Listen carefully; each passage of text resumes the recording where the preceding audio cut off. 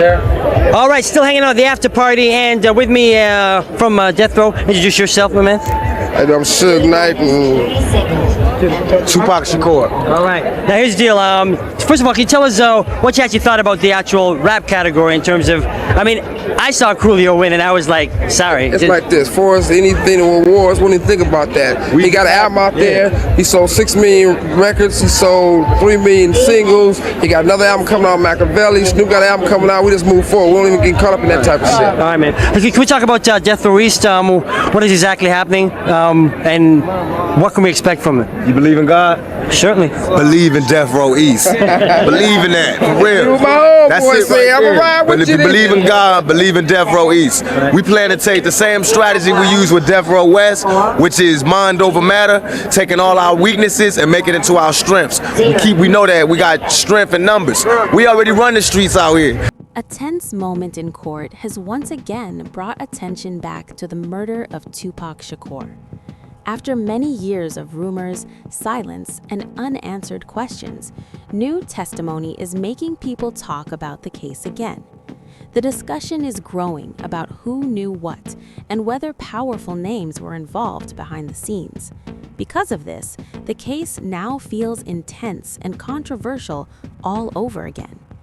For many people, everything goes back to one night that changed hip-hop forever. On the evening of September 7, 1996, a shocking event took place in Las Vegas. What happened that night shook the entire music industry. It was sudden, violent, and heartbreaking. Even today, nearly 30 years later, people are still trying to understand exactly what happened and who may have been responsible. At that time, Tupac Shakur was only 25 years old, but he was already one of the biggest stars in music. His famous album, All Eyes on Me, had sold millions of copies and made him one of the most powerful voices in hip-hop. Tupac was signed to Death Row Records, the label led by Suge Knight. On that night, Tupac and Suge Knight had just attended a boxing match at the famous MGM Grand. The fight featured heavyweight champion Mike Tyson against Bruce Seldon. The match ended very quickly, with Tyson winning in the first round. Fans were excited as they left the arena, but something much more serious was about to happen. Earlier in 1996, a Death Row affiliate named Trayvon Lane had been robbed at a Foot Locker store in Lakewood. The robbery was reportedly carried out by members of the Southside Compton Crips. During the robbery, Trayvon Lane's Death Row chain was stolen, which created serious tension. That anger stayed for months. Later that night at the MGM Grand, Tupac and his group noticed a man walking through the hotel lobby. The man was Orlando Anderson, who was believed to be connected to that earlier robbery. The moment Tupac recognized him, things quickly turned violent. Security cameras later showed Tupac, Suge Knight, and several others attacking Anderson in the hotel lobby. He was punched and kicked while many people watched. Former Greg Kading later explained that this confrontation was directly connected to the earlier chain robbery. According to him, members of the Southside Compton Crips had been targeting Death Row chains for some time, and the incident with Trayvon Lane became the spark that led to the fight that night. In fact, and that's what this is about. Everybody rap. We don't rap. We rap to make money. We do business. And that conflict over the stolen chain didn't stop at the mall. The tension and anger from that incident stayed alive, and it eventually followed everyone all the way to Las Vegas. Why ain't tell Suge? Why ain't tell one of the other bodyguards? Why ain't tell one of the street dudes? Why would he tell Pac? Why didn't you tell Suge? Because Suge gave him the chain. Why you ain't tell one of those other guys? Why you ain't tell Pac bodyguard? What's important to understand is that the same Trayvon Lane who had been robbed earlier was actually standing right beside Tupac Shakur when they unexpectedly came face to face with Orlando Anderson again inside the MGM Grand that night. Live life of a thug nigga till the day I die. Live life of a boss player that's even getting high. Hey, to my nigga Pac. Live my life as a thug nigga till the day I die. Live my life as a boss player that's even getting high. After the fight inside the MGM Grand, Tupac Shakur and Suge Knight left the hotel and got into a black BMW 750IL. Suge Knight was driving the car, while Tupac sat in the passenger seat. They were traveling with a group of other vehicles, forming a small convoy as they headed toward Club 662. Tupac was expected to appear there later that night for an after-party performance. That evening, the Las Vegas Strip was crowded with people. The streets were full of cars and traffic was moving slowly. But somewhere in that heavy traffic, another vehicle was also moving through the city, a white Cadillac carrying 4 men inside. According to the documentary Death Row Chronicles, investigators later explained exactly who was believed to be inside that Cadillac on the night everything changed. I mean, I've been thinking, maybe I'm a scapegoat or something. I just want to let everybody know, what I'm saying, I didn't do it. In the back seat of that Cadillac was the same young man who had just been beaten during the fight at the MGM Grand earlier that night. That man was Orlando Anderson, the nephew of Duane Davis, often known as Keefe D. Anderson was seated directly behind the front passenger seat. Inside that white Cadillac were 4 men, and every one of them was connected to the Southside Compton Crips.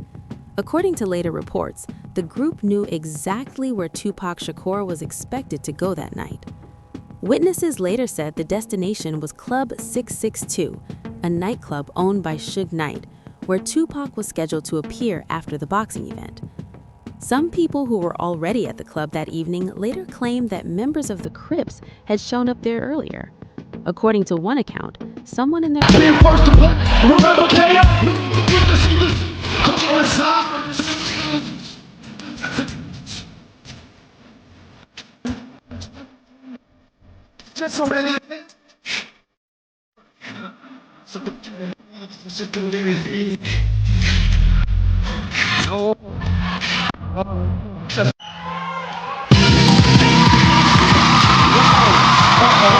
group said they had heard that the Death Row crew would be hosting an event at Club 662, so they decided to go there themselves.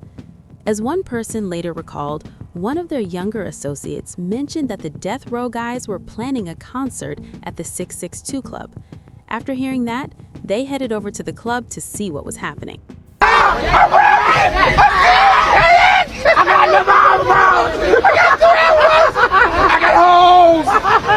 I think Biggie bitch.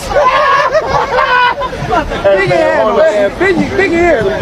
All the way. Okay, but I did you for you, but I did you. The men in the Cadillac were ready for trouble. According to later accounts, many of them were carrying weapons and believed something serious might happen that night.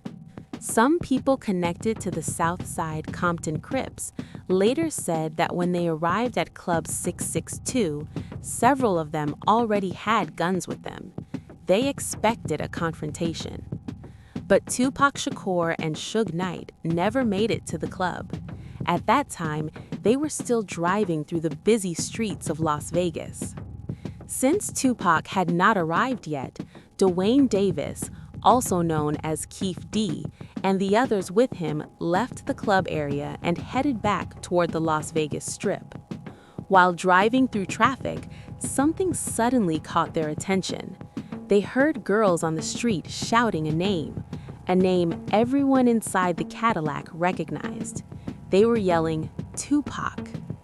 At around 11:15 p.m., the black BMW 750IL carrying Tupac and Suge Knight stopped at a red light on East Flamingo Road near Colville Lane.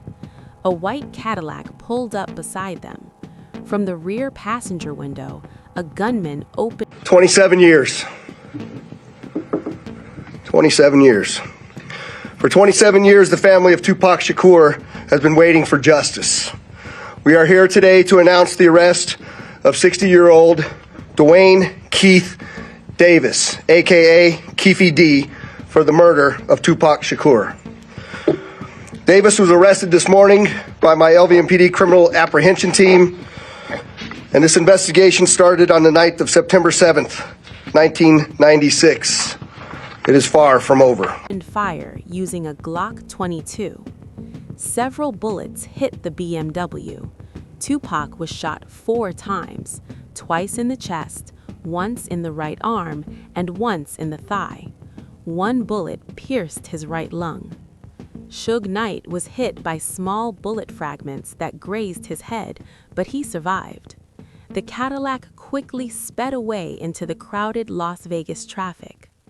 Tupac was rushed to University Medical Center of Southern Nevada, where doctors performed emergency surgery and removed his right lung in an attempt to save his life. For 6 days, the world waited for news. Then, on September 13, 1996, at 4:03 p.m., Tupac Shakur was pronounced dead from internal bleeding and respiratory failure.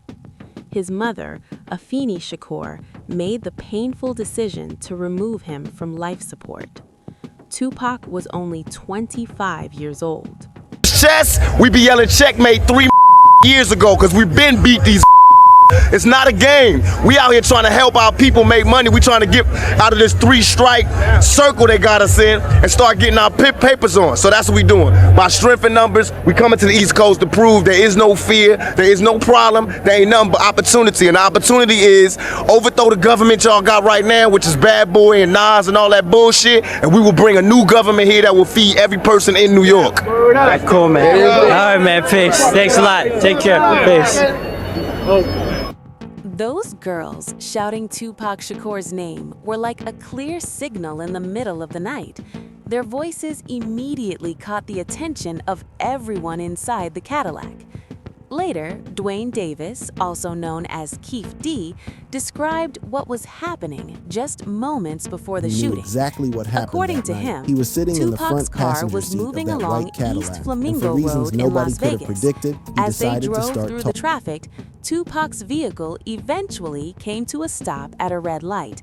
It was in that exact moment, while the car was sitting at the intersection, that everything suddenly took a deadly turn.